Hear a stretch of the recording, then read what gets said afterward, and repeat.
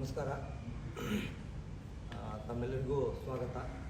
ಇವತ್ತಿನ ದಿವಸ ನಮಗೆ ತುಂಬ ಖುಷಿ ಆಗ್ತಾ ಇದೆ. ಯಾಕಂದರೆ ನಾವು ಜರ್ಮನಿ ಜೊತೆ ಟೈಅಪ್ ಮಾಡ್ಕೊಂಡಿದ್ದೀವಿ. ಇದರಲ್ಲಿ ಜರ್ಮನಿಯಿಂದ ಹಾಸ್ಪಿಟಲ್ CEO ಮತ್ತು ಮಾಲೀಕರು ಬಂದಿದ್ದಾರೆ. ಅವ್ರದ್ದು ಉದ್ದೇಶ ಏನಂತಂದರೆ ನಮ್ಮ ಬೆಳಗಾವಿ ಜಿಲ್ಲೆಯ ನರ್ಸಿಂಗ್ ಕೋರ್ಸ್ ಮುಗಿಸಿದ ಮಕ್ಕಳಿಗೆ ಅಲ್ಲಿ ಜಾಬ್ ಆಪರ್ಚುನಿಟಿಯನ್ನು ಕೊಡಬೇಕು ಅಂತೇಳಿ. ಇದರಿಂದ ಏನು ಅಡ್ವಾಂಟೇಜ್ ಆಗುತ್ತೆ ಅಂದರೆ, ನರ್ಸಿಂಗ್ ಕೋರ್ಸ್ ಮುಗಿಸಿದ ನಮ್ಮ ಮಕ್ಕಳು ಮತ್ತು ಬೇರೆ ಕೋರ್ಸ್ಗಳು ಮುಗಿಸಿದ ಮಕ್ಕಳಿಗೆ ಜರ್ಮನಿಗೆ ಹೋಗೋಕೆ ಒಂದು ಒಳ್ಳೆಯ ಅವಕಾಶ. ಇದರಿಂದ ನಮ್ಮ ಮಕ್ಕಳು ಬೇರೆ ದೇಶದಲ್ಲಿ ಹೋಗಿ ಹೆಚ್ಚಿನ ಅಭ್ಯಾಸವನ್ನು ಮಾಡ್ಬೋದು ಮತ್ತು ಒಳ್ಳೆಯ ಲೈಫ್ ಸ್ಟೈಲನ್ನು ಕಳೀಬೋದು. ಜರ್ಮನಿಯಲ್ಲಿ ಭಾಳಷ್ಟು ನರ್ಸಿಂಗ್ ಡಿಮಾಂಡ್ ಇದೆ. ಈ ಡಿಮಾಂಡ್ ಇರೋದ್ರಿಂದ ನಮ್ಮ ಮಕ್ಕಳಲ್ಲಿ ಹೋಗಿ ಚೆನ್ನಾಗಿ ಕೆಲಸ ಮಾಡಿ ತಮ್ಮ ಜೀವನದಲ್ಲಿ ತಾವು ಉತ್ಕೃಷ್ಟ ಲೆವೆಲ್ ಮುಟ್ಬೋದು. ಜರ್ಮನಿಯಲ್ಲಿ ಈಗ ಅಪ್ರಾಕ್ಸಿಮೇಟ್ಲಿ ಒಂದು 3 ಲಕ್ಷ ನರ್ಸಿಂಗ್ ಸ್ಟಾಫ್ ರಿಕ್ವೈರ್ಮೆಂಟ್ ಇದೆ.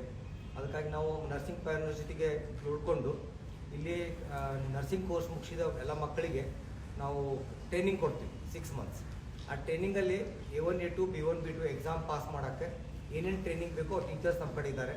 ಅದು ನಾವು ಹನುಮಾನ್ ನಗರದಾಗ ಹಾಸ್ಟೆಲ್ ಮತ್ತು ಕಾಲೇಜಿನ ಸೆಟಪ್ ಮಾಡಿದ್ವಿ. ಅಲ್ಲಿ ನರ್ಸಿಂಗ್ ಮುಗಿಸಿದ ಮಕ್ಕಳು ಆ ಹಾಸ್ಟೆಲಲ್ಲಿ ಇಟ್ಕೊಂಡು ಆ ಕೋರ್ಸನ್ನು ಕಂಪ್ಲೀಟ್ ಮಾಡ್ತಾರೆ. ಕಂಪ್ಲೀಟ್ ಮಾಡಿದ್ಮೇಲೆ 4 ಎಕ್ಸಾಮ್ ಪಾಸ್ ಆಗ್ತಾರೆ. ಪಾಸ್ ಆದಮೇಲೆ ಈಗ ಜರ್ಮನಿಯಿಂದ ನಮ್ಮ ಗೆಸ್ಟ್ ಬಂದಿದ್ದಾರೆ, ಅವರು ಅವ್ರನ್ನ ಇಂಟರ್ವ್ಯೂ ಮಾಡಿ ಕರ್ಕೊಂಡು ಹೋಗ್ತಾರೆ. ಸೊ ಅವ್ರು ಬಂದಿರೋ ಮೇನ್ ಉದ್ದೇಶ ಅಂತಂದ್ರೆ ನಮ್ಮ ಜೊತೆಗೆ ಅವರು ಹುಡುಗರನ್ನ ಸ್ವಲ್ಪ ಇಂಟರ್ವ್ಯೂ ಮಾಡಿ ಆಮೇಲೆ ಅವ್ರಿಗೆ ಸ್ವಲ್ಪ ಕಾನ್ಫಿಡೆನ್ಸ್ ಕೊಡೋಕೆ ಅವರು ಅಲ್ಲಿಂದ ಇಲ್ಲಿವರೆಗೆ ಬಂದಿದ್ದಾರೆ. ಮತ್ತು ಈಗ ನರ್ಸಿಂಗ್ ಕಾಲೇಜ್ ಕಡೆಯಿಂದ ಭಾಳಷ್ಟು ಮಕ್ಕಳು ಅಲ್ಲಿ ಹೋಗಿ ಸೆಟ್ಲ್ ಆಗಿದ್ದಾರೆ. ಮೊದಲೇನಾಗ್ತಿತ್ತು, ಹುಡುಗರಿಗೆ A1 A2 B1 B2 exam ಬರೋಕ್ಕೆ ಇಂಡಿಯಾದಾಗ ಬೇರೆ ಬೇರೆ ಕಡೆ ಹೋಗಿ ಉಳಿದು ಟ್ರೈನಿಂಗ್ ತೊಗೊಂಡು ಎಕ್ಸಾಮ್ ಬರೀಬೇಕಾಗ್ತಿತ್ತು. ಅದರಿಂದ ಭಾಳ ಇನ್ಕನ್ವೀನಿಯಂಟ್ ಆಗ್ತಿತ್ತು, ಭಾಳ ಜನ ಡ್ರಾಪ್ಔಟ್ ಆಗ್ತಾಯಿತ್ತು. ಅದಕ್ಕೆ ನಾವೇನು ಮಾಡಿದ್ವಿ ಈಗ ಅಂತಂದರೆ ಅದನ್ನು ಬೆಳಗಾವಿಯಲ್ಲೇ ಸೆಟಪ್ ಮಾಡಿದ್ವಿ. ಸೊ ಇದರಿಂದ ಏನಾಗೈತಿ, ನಾರ್ತ್ ಕರ್ನಾಟಕದ ಮಕ್ಕಳೆಲ್ಲ ಬಂದು ಆ ಟ್ರೈನಿಂಗ್ ಸೆಂಟರಲ್ಲಿ ನಿಂತ್ಕೊಂಡು ತಮ್ಮದು ಎಕ್ಸಾಮ್ಗಳನ್ನ ಪಾಸ್ ಮಾಡಿಕೊಂಡು ಜರ್ಮನಿಗೆ ಹೋಗಿ ತಮ್ಮ ಜೀವನವನ್ನು ತಾವು ನಡೆಸ್ಕೊಂಡು ಹೋಗ್ಬೋದು. ಅಲ್ಲಿ ಒಳ್ಳೆ ಸ್ಯಾಲ್ರಿ ಇದೆ, ಒಳ್ಳೆ ರೆಸ್ಪೆಕ್ಟ್ ಇದೆ. ಆಮೇಲೆ ಅವ್ರ ರಿಕ್ವೈರ್ಮೆಂಟ್ ಇರೋದ್ರಿಂದ ಭಾಳಷ್ಟು ಹೊಸ ಕಲಿಯೋಕೆ ಅವ್ರಿಗೆ ಅನುಕೂಲ ಆಗುತ್ತೆ. ಈಗ ನಮ್ಮ ದೇಶಕ್ಕಿಂತ ಆ ದೇಶ ಸ್ವಲ್ಪ ಮುಂದಿರೋದ್ರಿಂದ ಮಕ್ಕಳಿಗೆ ಇನ್ನೂ ಹೆಚ್ಚಿನ ಅಭ್ಯಾಸ ಮಾಡೋಕ್ಕೆ, ಹೆಚ್ಚಿನ ನಾಲೆಜ್ ತೊಗೊಳಕ್ಕೆ ಅನುಕೂಲ ಆಗ್ತೈತಿ. ಅದಕ್ಕೆ ಅವರು ನಮ್ಮ ಬೆಳಗಾವಿಗೆ ನಮ್ಮ ಡಾಕ್ಟರ್ ರವಿ ಪಾಟೀಲ್ ಹೆಲ್ತ್ ಇನ್ಸ್ಟಿಟ್ಯೂಷನ್ಗೆ ಭೇಟಿ ನೀಡಿ, ವಿಜಯವಾರ್ಕನ್ ಟ್ರಾಮಾ ಸೆಂಟರ್ಗೆ ಭೇಟಿ ನೀಡಿ ನಮ್ಮ ಮಕ್ಕಳ ಜೊತೆಗೆ ಇವತ್ತು ಮತ್ತು ನಾಳೆ ಇಂಟ್ರ್ಯಾಕ್ಷನ್ ಮಾಡಿ ಕೆಲವೊಂದು ಮಕ್ಕಳಿಗೆಲ್ಲ ಅವರು ಗೈಡೆನ್ಸ್ ಕೊಡ್ತಾರೆ ಮತ್ತು ಕಾನ್ಫಿಡೆನ್ಸ್ ಕೊಡ್ತಾರೆ. ಆಮೇಲೆ ನಾವು ಮಕ್ಕಳಿಗೆ 6 ಮಂತ್ಸ್ ನಾವು ಟ್ರೈನಿಂಗ್ ಕೊಡ್ತೀವಿ. ಟ್ರೈನಿಂಗ್ಸ್ ಎಲ್ಲ ಆದಮೇಲೆ ಎಕ್ಸಾಮ್ ಪಾಸ್ ಆದಮೇಲೆ ಅವ್ರು ನಾವು ಅಲ್ಲಿ ಕಳಿಸ್ಕೊಡ್ತೀವಿ. ಅಲ್ಲಿ ಹೋದ್ಮೇಲೆ 3 ತಿಂಗಳಿಗೆ ಅವ್ರು ಮತ್ತೆ ಟ್ರೈನಿಂಗ್ ಮಾಡ್ತಾರೆ. ಅಂದ್ರೆ ಅಲ್ಲಿ ಇದು ಊರ ಬಗ್ಗೆ, ಅವ್ರದ್ದು ಹಾಸ್ಪಿಟಲ್ ಬಗ್ಗೆ ಮತ್ತು ಕೆಲವೊಂದು ಸ್ಪೆಷಲ್ ಸ್ಕಿಲ್ಸು, ಮಾನಿಟರ್ಸ್, ಆಮೇಲೆ ಕೆಲವೊಂದು ಇಕ್ವಿಪ್ಮೆಂಟ್ಸ್ ಬಗ್ಗೆ ಮತ್ತೆ ಟ್ರೈನಿಂಗ್ ಮಾಡ್ತಾರೆ. ಆ ಟೈಮ್ನಲ್ಲಿ ಅವ್ರು ಸ್ಯಾಲ್ರಿ ಕೊಡ್ತಾರೆ. ಕೊಟ್ಟು ಟ್ರೈನಿಂಗ್ ಮಾಡಿ ಆಮೇಲೆ ಅಪಾಯಿಂಟ್ಮೆಂಟ್ ಮಾಡ್ಕೋತಾರೆ. ಇದರಿಂದ ಆ ಮಕ್ಕಳಿಗೆ ಒಂದು ಒಳ್ಳೆಯ ಅವಕಾಶ ಇದೆ. ಅದಕ್ಕೆ ಎಲ್ಲ ಬಡ ಮಕ್ಕಳು ಇದನ್ನು ಉಪಯೋಗ ತೊಗೋಬೇಕಂತ ಹೇಳಿ ಆ ತಮ್ಮಲ್ಲಿ ಹೇಳ್ಕೊಡ್ತೀವಿ.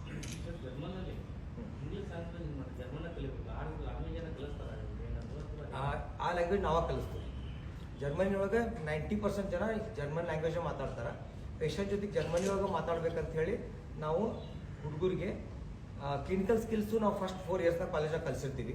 ಅವ್ರಿಗೆ ಏನು ಬೇಕು ಅದನ್ನಂತ ಹೇಳಿ ಜರ್ಮನ್ ಲ್ಯಾಂಗ್ವೇಜ್ ನಾವು 6 ಮಂತ್ಸ್ ಟ್ರೈನ್ ಮಾಡ್ತೀವಿ. ಈಗ A1 A2 B1 B2 4 exam ಬರೆಯೋ ಟೈಮ್ನಾಗ ಅವ್ರಿಗೆ ಜರ್ಮನ್ ಲ್ಯಾಂಗ್ವೇಜ್ ನಾವು ಟ್ರೈನ್ ಮಾಡ್ತೀವಿ. ನಮ್ಮ ಕಡೆ ಬೆಸ್ಟ್ ಟೀಚರ್ಸ್ ಅದ. ಇಲ್ಲ ನಮ್ಮ ಇಂಡಿಯನ್ಸ್ ಅದ ರೀ. ನಮ್ಮ ಕಡೆ ಇರೋ ಟೀಚರ್ಸ್ ಏನದಾರ ಅವರು ಒನ್ ಆಫ್ ದ ಬೆಸ್ಟ್. ಈ ಕರ್ನಾಟಕ ಸ್ಟೇಟ್ ಹೆಡ್ ಯಾರು ಅದಾರಲ್ಲ ಜರ್ಮನ್ ಲ್ಯಾಂಗ್ವೇಜ್ ಟೀಚರ್ಸ್ ಅಸೋಸಿಯೇಷನ್ ಅಂತ, ಅವರೇ ನಮ್ಮ ಕಡೆ ಇದ್ದಾರೆ. ಸೊ ಅವ್ರು ಚೆನ್ನಾಗಿ ಟ್ರೈನಿಂಗ್ ಮಾಡ್ತಾ ಇದ್ದಾರೆ, ಹುಡುಗರು ಚೆನ್ನಾಗಿ ಪಿಕಪ್ ಮಾಡ್ತಾ ಇದ್ದಾರೆ. ಅವ್ರಿಗೆ ಹಾಸ್ಟೆಲ್ನಾಗ ಇರೋಕ್ಕೆ ಯಾಕೆ ಮೋಟಿವೇಟ್ ಮಾಡ್ತೀನಿ ಅಂತಂದ್ರೆ, ಹುಡುಗರು ಬ್ರೇಕ್ಫಾಸ್ಟ್ ಕೂತಾಗ, ಲಂಚ್ ಕೂತಾಗ, ಡಿನ್ನರ್ ಕೂತಾಗ ಅವ್ರು ಜರ್ಮನ್ ಲ್ಯಾಂಗ್ವೇಜ್ ಒಳಗೆ ಫ್ರೆಂಡ್ಸ್ ಇಂಟ್ರಾಕ್ಷನ್ ಮಾಡಿದರೆ ಅವ್ರು ಜಲ್ದಿ ಪಿಕಪ್ ಮಾಡ್ತಾರೆ. ಮತ್ತು ಅಭ್ಯಾಸ ಮಾಡೋದು, ಡಿಸ್ಕಷನ್ ಮಾಡೋದು ಭಾಳ ಇರ್ತೈತಿ. A1 A2 B1 B2 ಆ ಎಕ್ಸಾಮ್ ಡಿಸ್ಕಷನ್ ಆಗಲಿ ಅಂಥೇಳಿ ಹುಡುಗರು ನಾವು ಒಂದೇ ಕ್ಯಾಂಪಸ್ ಒಳಗೆ ಮೇಲೆ ಹಾಸ್ಟೆಲ್ ಕೆಳಗೆ ಕಾಲೇಜ್ ಫೆಸಿಲಿಟಿ ಮಾಡಿದ್ವಿ. ಅಲ್ಲಿ ಇಟ್ಕೊಂಡು ಟ್ರೈನಿಂಗ್ ಮಾಡ್ತೀವಿ. ಒಂದು ಬ್ಯಾಚ್ ಒಟ್ಟು 20 ಹುಡುಗರು ಇರ್ತಾರೆ. ಆ 20 ಹುಡುಗರು ಟ್ರೈನಿಂಗ್ ಆದಮೇಲೆ ಅವ್ರ ಎಕ್ಸಾಮ್ ಪಾಸ್ ಆದಮೇಲೆ ಅಪಾಯಿಂಟ್ಮೆಂಟ್ ಲೆಟರ್ಸ್ ಕಳಿಸ್ಕೊಡ್ತಾರೆ. ಅವಾಗ ಅವ್ರನ್ನ ಕಳಿಸ್ಕೊಡ್ತೀವಿ. ಅಲ್ಲಿ approximately 3 to 4 lakhs depending on the skills package ಸಿಗ್ತೈತಿ. ಪರ್ ಮಂತ್ 3 to 4 lakhs ಅವ್ರಿಗೆ ಪ್ಯಾಕೇಜ್ ಸಿಗ್ತೈತಿ. ಈಗ ಎಕ್ಸಾಮ್ ಮುಗಿದ ತಕ್ಷಣ ಎಲ್ಲರೂ ವರ್ಕ್ ಮಾಡ್ತಾರೆ ಅಥವಾ ಎಕ್ಸಾಮ್ ಮುಗಿದ ಡೈರೆಕ್ಟ್ ಅಲ್ಲಿ ಕಳಿಸ್ತಾರೆ? ಇಲ್ಲ, ಎಕ್ಸಾಮ್ ಮುಗಿದ್ಕೊಂಡು ಅಲ್ಲೇ ಕಳಿಸ್ಕೊಡ್ತೀವಿ. ಅದೇ ಟೈಮ್ನಾಗ ನಾವು ಅವ್ರದ್ದು ವೀಸಾ, ಫ್ಲೈಟ್ ಟಿಕೆಟ್ಸ್ ಮತ್ತು ಅವ್ರಿಗೆ ಏನು ಪ್ರೊಸೆಸಿಂಗ್ ಇರ್ತಾವೆ ಎಲ್ಲ ಮುಗಿಸ್ಬಿಡ್ತೀವಿ. ಈಗ ಈ ಕಾಲೇಜಲ್ಲಿ ಕಲಿಯುವಂಥ ವಿದ್ಯಾರ್ಥಿಗಳು ಮಾತ್ರ ಅವಕಾಶ ಇದೆ ಅಥವಾ ಇಲ್ಲ, ಈಗ ಆ್ಯಕ್ಚುಲಿ ನಾವು ಮಾಡಿದ್ದು ನಮ್ಮ ಕಾಲೇಜ್ ವಿದ್ಯಾರ್ಥಿಗಳಿಗೆ ಮಾತ್ರ. ಬಟ್ ಯಾವುದೂ ಕಾಲೇಜ್ ಪ್ರಿನ್ಸಿಪಲ್ಸ್ ಲೆಟರ್ ಕೊಟ್ಟರು ಅವ್ರ ಹುಡುಗರು ನಾವು ತೊಗೊಂಡು ಟ್ರೈನ್ ಮಾಡ್ತೀವಿ. ಇಲ್ಲಿ ಅವಕಾಶ ಸಿಗ್ತಾ ಇಲ್ವಾ ಅಥವಾ ಹೇಗೆ ಪ್ರತಿ ಎಲ್ಲ ಕ್ಷೇತ್ರದಲ್ಲಿ ಇಲ್ಲಿ ಕಲ್ತು ಬೇರೆ ಬೇರೆ ದೇಶನಾಗ ಹೋಗ್ತಾರೆ ಅಲ್ಲಿ ಇದು ಮಾಡ್ತಾರೆ, ಇಲ್ಲಿ ಏನೋ ಅಭಿವೃದ್ಧಿನೇ ಆಗಲ್ಲ ಅನ್ನೋದು ಹಂಗಿಲ್ಲ ಅವಕಾಶಗಳು ಸಿಗ್ತಾ ಇಲ್ಲ ಇಲ್ಲಿ. ಇಲ್ಲ ಈಗ ಹೆಂಗಾಗೈತೆ ಸರ್, ಈಗ ಇಲ್ಲಿನೂ ಅವಕಾಶಗಳು ಅದಾವ.